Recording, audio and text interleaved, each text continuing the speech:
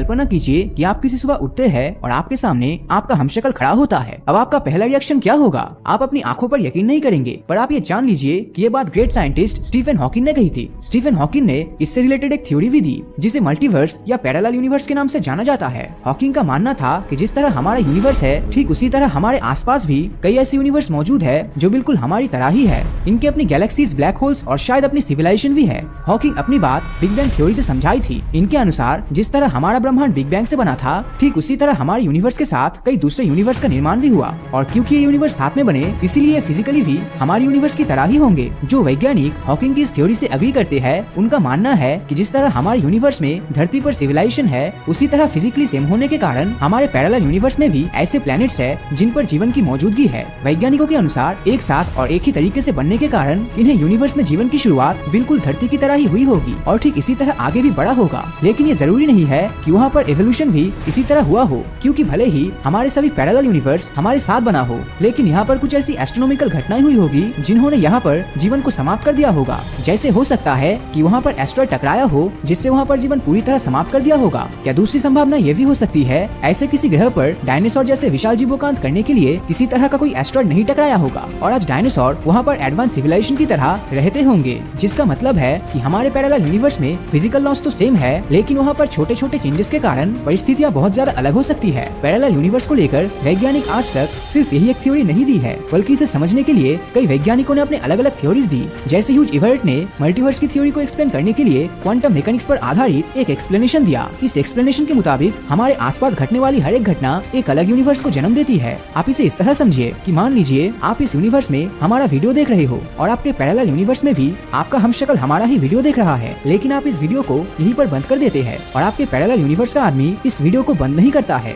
अब यहाँ पर ये पॉसिबिलिटीज क्रिएट होती है कि अब आपको इस वीडियो के बारे में कुछ भी नहीं पता, पर आपके पैरेलल यूनिवर्स में मौजूद आपके हमशक्ल ने ये वीडियो पूरा देखा है और उसे इस वीडियो के बारे में सब कुछ पता है। और इस वीडियो की तरह और भी कई ऐसे काम है जिनके कारण इन दोनों प्लेनेट पर कई सारे डिफरेंसेस आ जाती है। मतलब बहुत छोटे छोटे चेंजेस इन दोनों ग्रह पर एक बहुत बड़ा डिफरेंसेस क्रिएट कर देता है। और इसलिए हम ये नहीं कह सकते कि मल्टीवर्स में मौजूद सभी यूनिवर्स बिल्कुल हमारे यूनिवर्स की तरह ही हो। कुछ इसी तरह की बात नेशनल एकेडमी ऑफ साइंस के मेंबर एंड्रे लिन भी कहते हैं। लिन कहते हैं कि हम भले ही फिजिक्स के लॉस कांस्टेंट मानकर हमारे आसपास मौजूद पैरेलल यूनिवर्स में जीवन की मौजूदगी को सही माने, लेकिन किसी भी प्लेनेट पर जीवन की शुरुआत के लिए सबसे जरूरी फंडामेंटल लॉज होते हैं। अगर हमारे ब्रह्मांड में इन फंडामेंटल लॉज में छोटा सा भी चेंजेस हो जाए तो हम इंसानों का इस धरती से नामो निशान मिट जाएगा। उदाहरण के लिए अगर हम इस यूनिवर्स के सभी प्रोटॉन का साइज महज 0.002 गुना बड़ा कर दे तो ये सभी अनस्टेबल हो जाएंगे, जिससे पूरे ब्रह्मांड में मौजूद सारे के सारे एटॉम्स एक एक करके खत्म हो जाएगा और हमारे ब्रह्मांड का नामो निशान मिट जाएगा। इसीलिए किसी भी प्लेनेट पर जीवन के लिए इन फंडामेंटल पार्टिकल्स का कांस्टेंट होना बहुत ही ज्यादा जरूरी है। पर यह जरूरी नहीं है कि हमारे पैरेलल यूनिवर्स में ये सभी फंडामेंटल पार्टिकल्स एक ही साइज या सीक्वेंस के हैं। कई वैज्ञानिक इस बात को स्ट्रिंग थ्योरी से भी समझाते हैं। वैज्ञानिक मानते हैं कि हमारे यूनिवर्स का सबसे छोटा पार्टिकल एटॉम नहीं बल्कि एटॉम्स में मौजूद स्ट्रिंग्स होती है। ये स्ट्रिंग्स एक गिटार की स्ट्रिंग की तरह ही होती है, जिनकी साइज का अंदाजा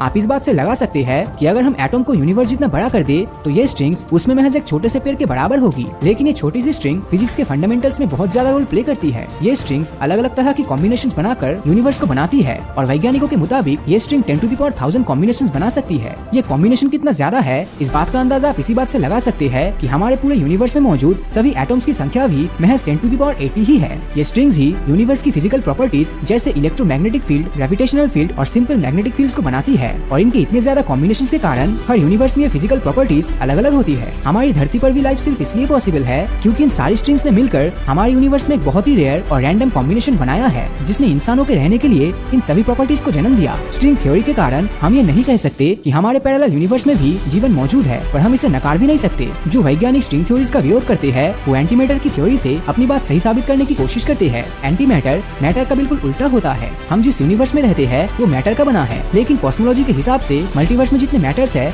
उतने ही एंटी मैटर्स है। इसीलिए भले ही हमें पता न हो, लेकिन हमारा यूनिवर्स का एक माइनर यूनिवर्स भी एंटी मैटर में एग्जिस्ट करता है। एंटी मैटर में मौजूद हर चीज मैटर की बिल्कुल ऑपोजिट होती है। जैसे हमारी धरती पर घड़ी राइट से लेफ्ट डायरेक्शन की ओर घूमती है, वैसे ही एंटी मैटर में ये बिल्कुल ऑपोजिट डायरेक्शन से घूमेगी। ये मिरर यूनिवर्स बिल्कुल हूबहू हमारे यूनिवर्स की तरह ही है, लेकिन ये इसकी एग्जैक्ट कॉपी नहीं है। यहाँ पर इस बात की काफी ज्यादा पॉसिबिलिटीज है कि मिरर यूनिवर्स में ठीक उसी तरह की एक्टिविटीज होती है जिस तरह की हमारी धरती पर होती है, लेकिन एग्जैक्टली सेम नहीं होती। पैरेलल यूनिवर्स और मल्टीवर्स हमेशा से एक ऐसा विवादित मुद्दा रहा है जिसे वैज्ञानिक आज तक नहीं सुलझा पाए हैं। अगर बात हिस्ट्री की जाए तो एंशिएंट इंडिया में भी कई ऐसे कलाकृति बनी है जिन्हें देखने पर ऐसा लगता है मानो मानो ये किसी और यूनिवर्स के बारे में बता रहा हो। ठीक इसी तरह की कुछ कलाकृतियाँ ग्रीक में भी बनी हुई है, जो हमारे सामने पैरेलल यूनिवर्स के रहस्यमय सवाल खड़ा करते हैं। पर इन सब के बावजूद हम ना तो ये कह सकते हैं कि हमारे आसपास इसी तरह की यूनिवर्स मौजूद है, और ना ही हम इस बात को नकार सकते हैं कि हमारा यूनिवर्स ही एकमात्र यूनिवर्स है। तो मल्टीवर्स के बारे में आपकी क्या राय है? क्या ये मल्टीवर्स और आपका हमशक्ल सच में किसी और दुनिया में एग्जिस्ट करता है, या फिर ये बिल्कुल झूठ और बेबुनियाद है?